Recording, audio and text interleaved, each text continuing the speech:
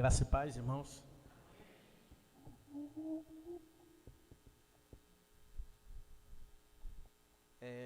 Quero, de antemão, agradecer a Deus e agradecer ao pastor pela oportunidade de poder, neste domingo, estar aqui, meditando com os irmãos acerca de uma palavra que o Senhor colocou no meu coração. E de antemão eu queria compartilhar com os irmãos e gostaria que os irmãos abrissem suas Bíblias em Mateus, no capítulo 11, no verso 28. Mateus 11, 28.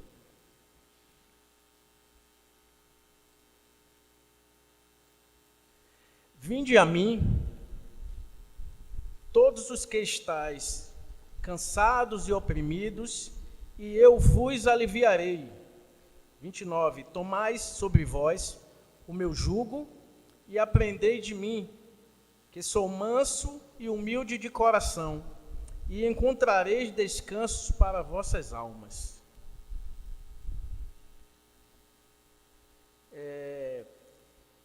Essa passagem, ela é uma passagem que eu particularmente, antes mesmo de vir a conhecer o Evangelho, eu fui muito impactado por essa passagem, na qual o Senhor ele está nos fazendo ele faz um chamado a nós e ele também nos faz uma promessa, ou seja, ele faz um chamado a qual ele nos chama para o seu reino e ele nos faz uma promessa de nos dar descanso para as nossas almas. E essa passagem, de antemão, ela está no livro de Mateus, como eu falei, e o livro de Mateus, eu creio que os irmãos saibam, que ele é um livro, pelo próprio nome já fala, Mateus, ele era um discípulo do Senhor, no qual era um publicano, ele era um coletor de impostos, ele era um judeu coletor de impostos, um publicano que ele recolhia impostos para Roma e, sendo assim, ele não era muito bem visto pelos judeus. Porém, certo dia, Jesus passando pela coleteria, e Jesus o chama e diz, segue-me. E Mateus seguiu ao Senhor e ele foi chamado e ele foi incluído como um discípulo do Senhor, como um dos 12. E o livro de Mateus, ele nos chama a atenção, ele foi escrito nos meados da década de 50 depois de Cristo, e o livro de Mateus ele tem uma particularidade. Qual a particularidade do livro de Mateus? O livro de Mateus ele vem a nos apresentar o Senhor Jesus como o Messias prometido, ou seja, aquele no qual todos os profetas do Antigo Testamento testificaram acerca dele. Ou seja, este Jesus que aqui está é aquele mesmo ao qual os profetas de antigamente já falaram. E acerca disso eu queria chamar a atenção dos irmãos que dentre esses profetas existe um que foi o que mais fez profecias acerca do Messias, que foi o profeta Isaías. E uma profecia do profeta Isaías, mais ou menos 700 anos antes de Cristo nascer, vejam bem o que ele falava. Isaías 40, verso 29. Ele fortalece o cansado e dá vigor ao que está sem forças. Até os jovens se cansam e ficam exaustos, e os moços tropeçam e caem, mas aqueles que esperam no Senhor renovam as suas forças, voam alto como águias, correm e não ficam exaustos, andam e não se cansam. Ou seja, podemos perceber acerca disso, que o profeta Isaías, 700 anos antes do nascimento de Cristo, ele já profetizava, ele já falava as mesmas palavras acerca a qual Jesus está nos citando nessa passagem do livro de Mateus. E o livro de Mateus, como eu estou falando, na sua particularidade, como ele vem apresentar o Messias prometido, que era aquele do Antigo Testamento, a gente sempre vai notar que o livro de Mateus, a todo instante, ele fala para que se cumprisse o que foi dito pelo profeta. Ou então, você vai perceber, quando você lê o livro de Mateus, ele sempre vai dizer como estava escrito. Ou seja, ele sempre nos leva a analisar que tudo o que ele está sendo falado por Jesus ou apresentado, na verdade, era tudo aquilo fruto do que os profetas de outrora já tinham falado no Antigo Testamento. Porém, o que é que eu quero hoje trazer para nós? Eu quero trazer uma reflexão acerca deste chamado e dessa promessa que o Senhor tem nos feito. Como eu já tinha dito, eu fui muito impactado, mesmo quando eu comecei no Evangelho, acerca dessa passagem, mesmo sem entender um pouco da Bíblia, sem ler, mas quando eu vi este chamado, ele diz: vinde a mim, todos os que estão cansados e oprimidos, e eu vos aliviarei. E naquele momento, eu confesso aos irmãos que eu me vi naquela situação. Eu me via cansado, né? Eu me via esgotado, eu me via oprimido, e eu precisava de um alívio para a minha alma. Só que eu ainda não conseguia entender o que é que isso se tratava.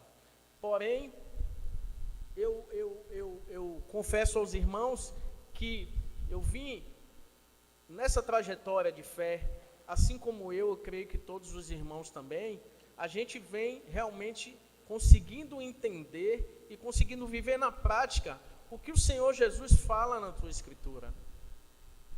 Porque o Senhor não mente. Então, o que é que na verdade nós podemos ver que sem esse descanso, né, e sem estar na presença do Senhor, infelizmente, nós somos influenciados a todo instante. Nós estamos influenciados pelo mundo a todo instante. Porém, nós somos influenciados pelo mundo e pelo pecado. Porém, eu tenho que dizer aos irmãos que quando eu falo aqui de mundo, eu não estou falando do mundo em si, só do espaço físico que vivemos. Eu estou falando do mundo também como o sistema mundano, ele vai nos influenciando para que nós tenhamos, nos afastemos cada mais vezes do Senhor, que tenhamos rebelião contra Deus, e que as coisas de Deus, elas não nos satisfaçam. E com isso, o que é que vai acontecer? Nós somos levados ao pecado, né? A cobiça, a concupiscência dos olhos, a concupiscência da carne, e com isso, o pecado, ele se instaura na nossa vida, e a Bíblia vai dizer que o pecado, depois de concebido, ele vai gerar morte, ou seja, morte física ou morte espiritual. Porém,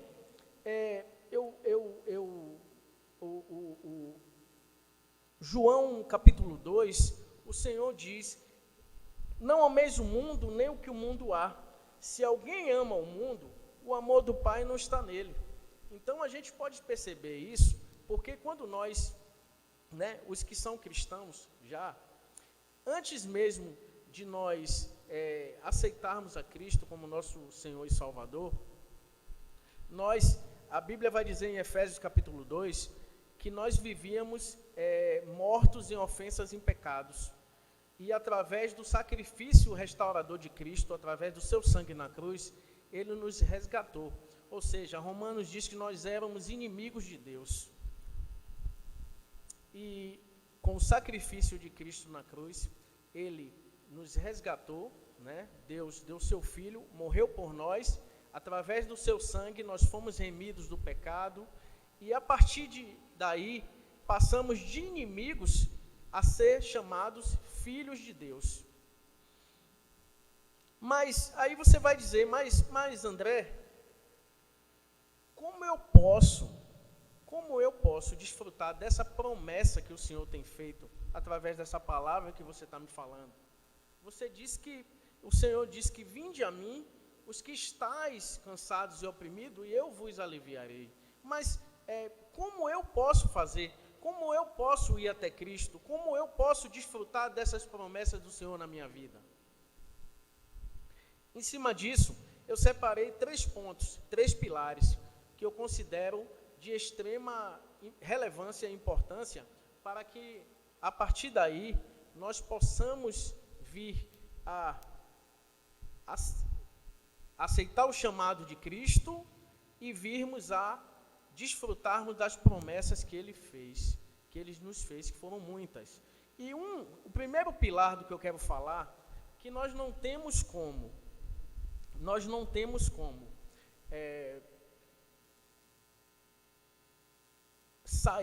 vir a Cristo se nós não nos arrependermos.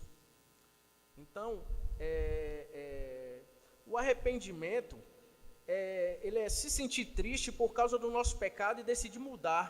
Ou seja, reconhecer que precisamos de Jesus em nossas vidas. Pois muitas vezes nós não reconhecemos, porque achamos que pela força do nosso braço, nós conseguimos fazer todas as coisas.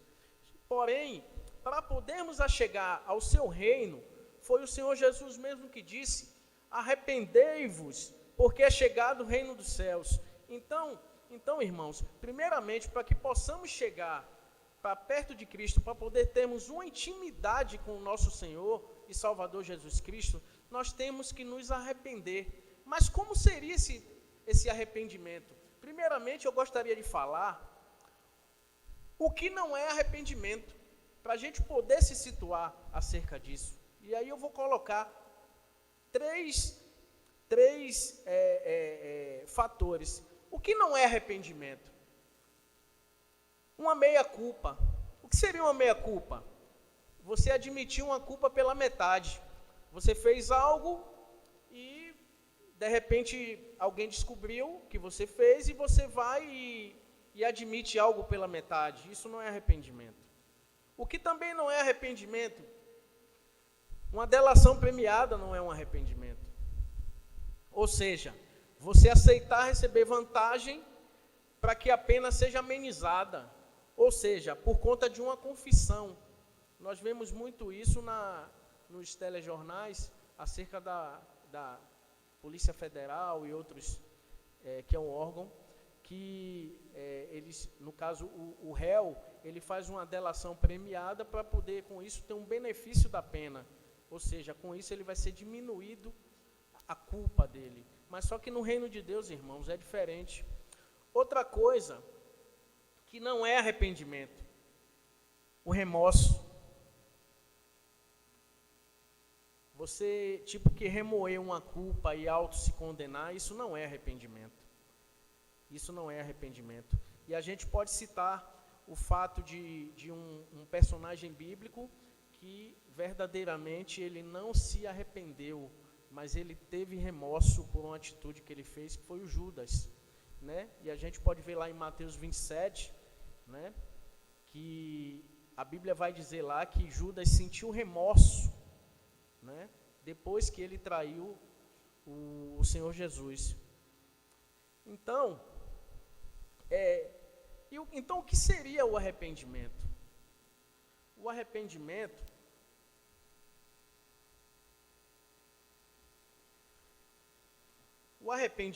é quando reconhecemos que o nosso pecado, reconhecemos o nosso pecado contra a santidade de Deus. Ou seja, nós temos que ter em mente que toda vez que pecamos, por mais que nós pequemos contra alguma pessoa que está próximo a nós, ou seja um filho, ou seja uma esposa, ou seja algum parente ou algum amigo, nós estamos pecando contra o nosso Senhor e Salvador Jesus Cristo. E com isso, o arrependimento verdadeiro é esse. E eu posso citar um arrependimento verdadeiro que aconteceu em 2 Samuel 12, quando o rei Davi, ele se arrepende por conta do adultério que ele teve com Betseba, e ele diz assim: pequei contra o Senhor. Está vendo a diferença? Ele não disse, ele diz: eu pequei contra Deus. Já quando a gente vê também uma outra passagem de arrependimento, também bastante conhecida, que a gente sabe, a gente sempre, volta e meia a gente está ouvindo nas pregações, é em relação ao filho pródigo. A gente analisa que quando o filho pródigo sai, faz tudo que ele fez, e quando ele volta, e aí ele se arrepende, e aí ele comenta: Pai, pequei contra o céu e perante ti. Então, a gente pode ver em relação a isso o verdadeiro arrependimento. O verdadeiro arrependimento é aquele que nós temos e que, através da santidade de Deus, nós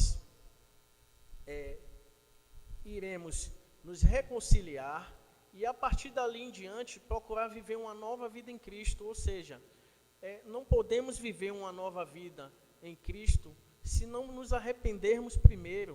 O arrependimento é de suma importância na vida nossa do ser humano. Nós temos visto hoje em dia, em relação a algumas pregações do Evangelho, que a gente não vê uma pregação de arrependimento.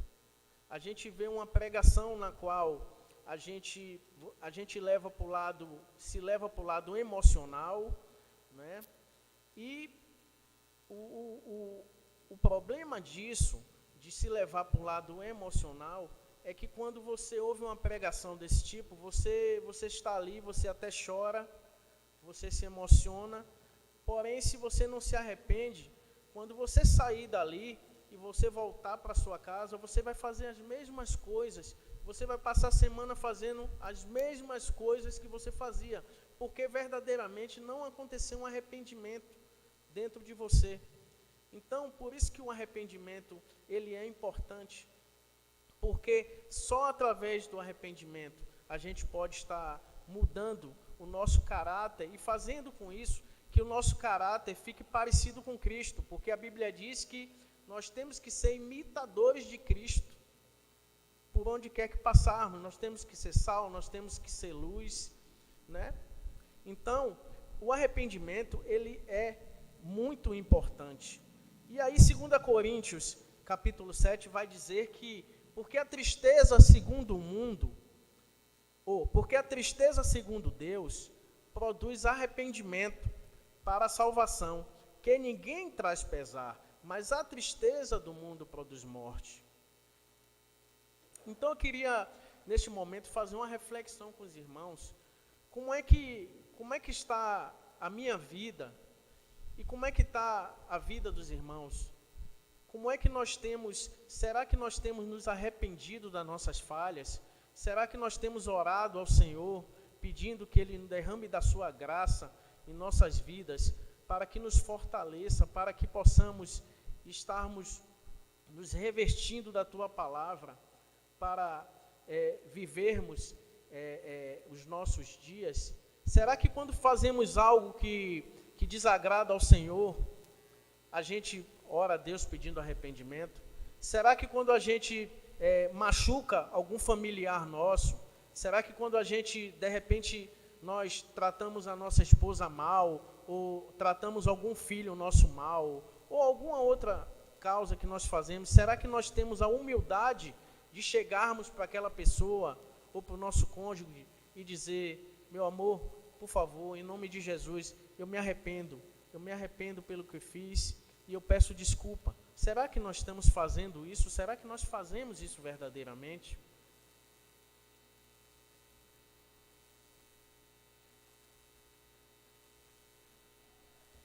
O outro pilar que eu gostaria de falar com os irmãos, que ele vem fazendo para mim, faz todo sentido em relação a esse chamado, né, e essa promessa do Senhor na nossa vida, é a questão da fé. Né? Como todos sabem, esse versículo é muito famoso.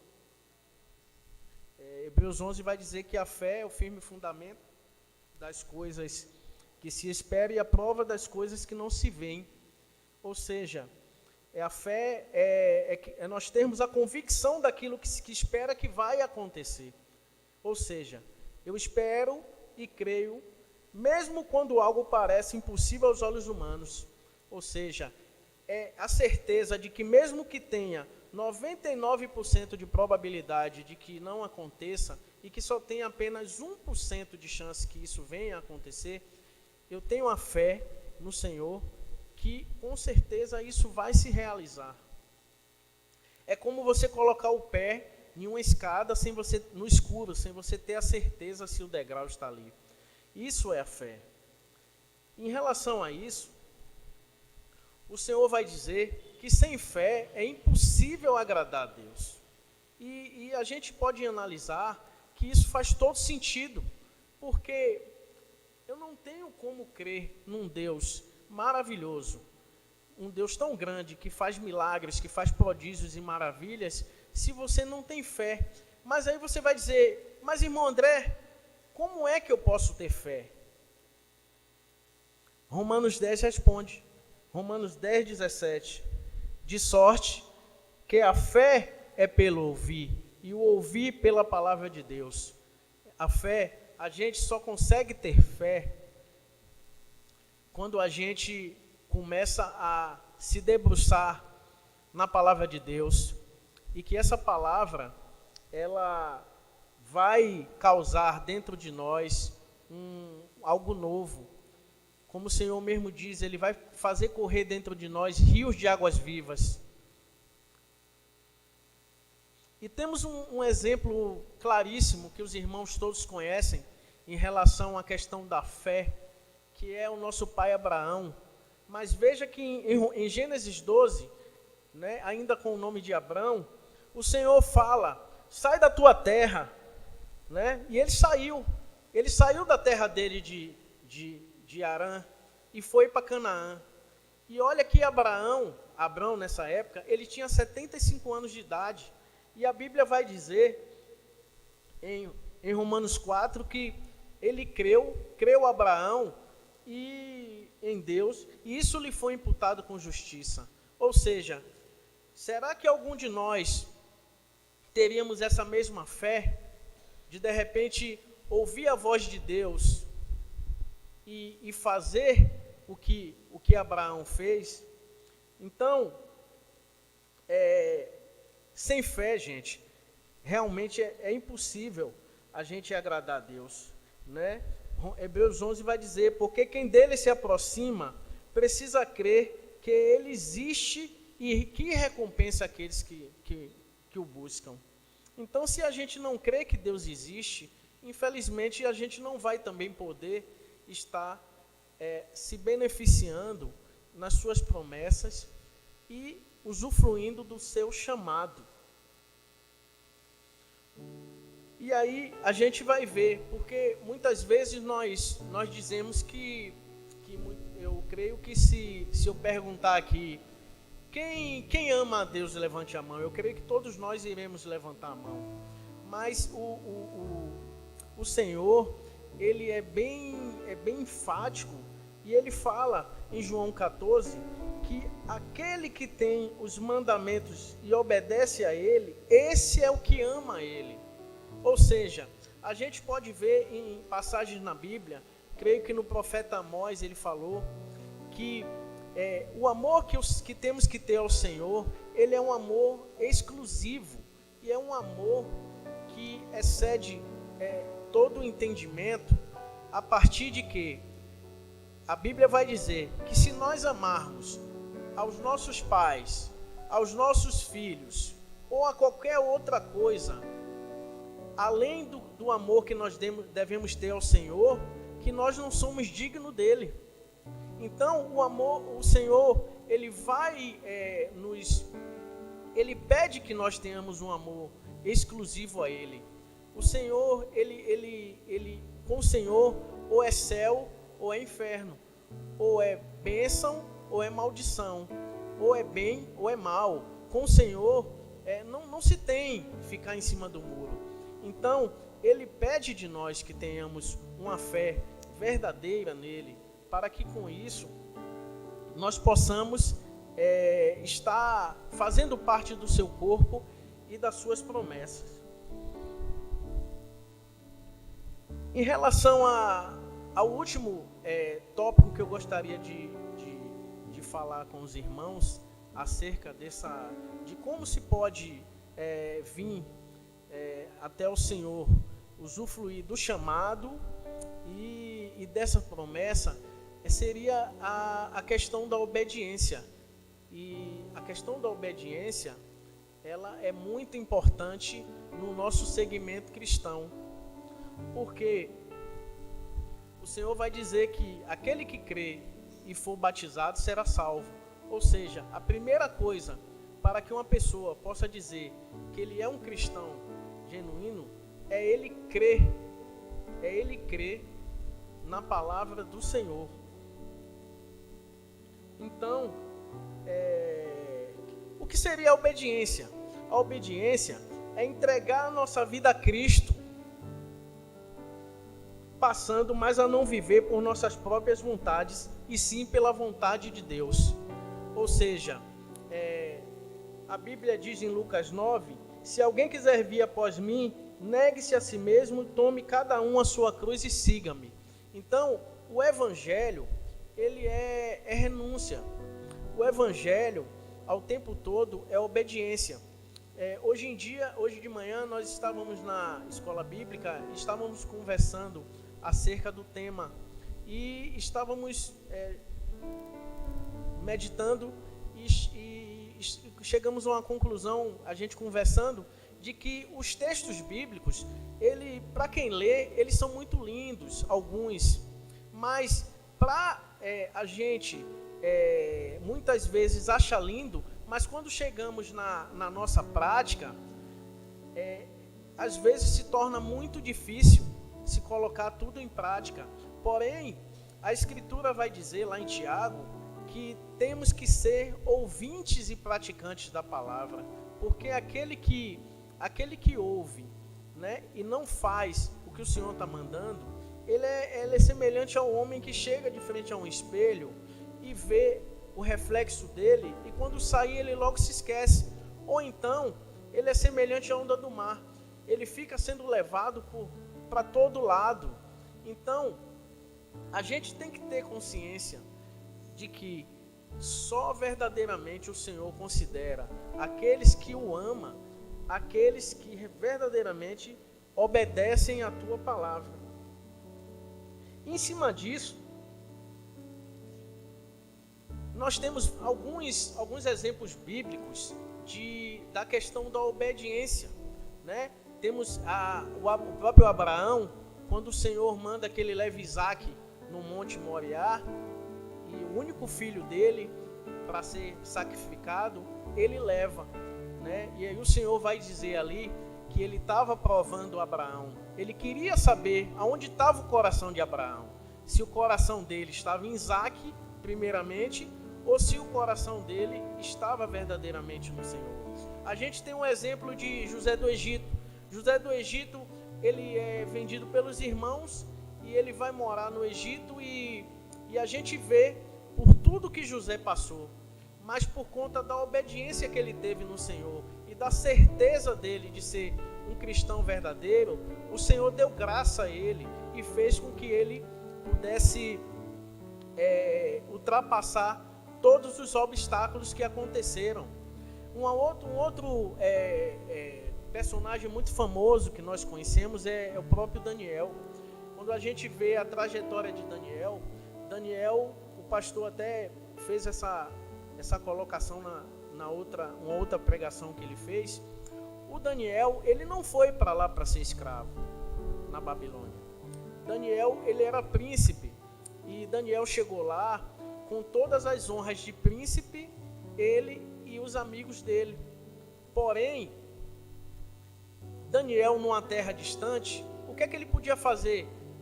Se fosse nos dias de hoje, de repente eu poderia ir para uma terra distante. Você vai para uma terra distante e chega lá, você acha assim: poxa, mas eu estou aqui nesse lugar e ninguém me conhece. Ninguém vai falar de mim. Ninguém vai contar se eu fizer algo errado aqui. Ninguém vai para lá, vai dizer. Ninguém vai contar. Mas Daniel não tinha certeza que o Deus que ele servia, que era onisciente e onipresente e onipotente, que ele sabia de todas as coisas. E Daniel, ele não se contaminou. Daniel, tanto ele como os amigos dele, eles não se contaminaram com as especiarias da Babilônia. Ou seja, pela obediência deles ao Senhor, eles preferiram os dois ser jogados na fornalha e Daniel ir para a cova dos leões do que desobedecerem ao Senhor. Então, isso nos traz uma reflexão muito grande, porque esses homens, esses personagens, eles tinham a certeza e eles eram tementes e eles sabiam ao Deus que eles serviam. E isso nós temos que estar em mente, que muitas vezes nós não vamos estar aqui na igreja ouvindo um sermão, nós vamos estar sozinhos em casa, nós vamos estar assistindo aquele vídeo que talvez não convenha a nós estarmos vendo. A gente vai estar talvez assistindo aquele filme, ouvindo aquela música, talvez que não convém a um servo de Deus estar ouvindo aquele tipo de música. Então, que com isso nós possamos verdadeiramente tomar posse dessas promessas do Senhor. Vinde a mim, todos os que estáis cansados e oprimidos, e eu vos aliviarei. Irmãos, eu não sei qual de vocês hoje aqui está passando alguma dificuldade, ou de repente você pode estar oprimido, ou você pode estar cansado com alguma coisa, até porque realmente nós temos vivido dias muito difíceis. O inimigo tem se levantado a todo tempo contra nós. O inimigo tem tentado nos tirar a nossa atenção, o nosso foco da palavra de Deus, mas que nós possamos, irmãos, estar atentos, né? A Bíblia vai dizer que temos que ser sóbrios e que temos que estar vigilantes a todo tempo, porque o diabo ele está ao nosso derredor como um leão, buscando aquele que possa tragar, e que nós possamos, através do nosso estudo bíblico diário, através da nossa comunhão aqui na igreja, estarmos fortalecendo os outros, porque é muito difícil. Nós chegamos hoje, o Senhor vai dizer que o mundo jaz do maligno, e nós vemos em todo lugar que nós estamos, sejam nos nossos trabalhos, sejam na rua, sejam em qualquer lugar, a todo instante nós estamos sendo provados, irmãos. A todo instante as pessoas estão apontando o dedo para nós. A todo instante as pessoas estão dizendo: será que verdadeiramente esse daí é cristão? Será que verdadeiramente essa daí é cristã? Então, irmãos, que nós realmente possamos vir a entender, porque o Senhor a todo tempo está dizendo na Bíblia: o meu povo se perde por falta de entendimento, o meu povo não me conhece. E que nós possamos conhecer o Senhor, né? Conhecer e prosseguir o Senhor, né? Eu agradeço pela oportunidade, né? A igreja, a todos os irmãos, e que vocês fiquem com Deus em nome de Jesus.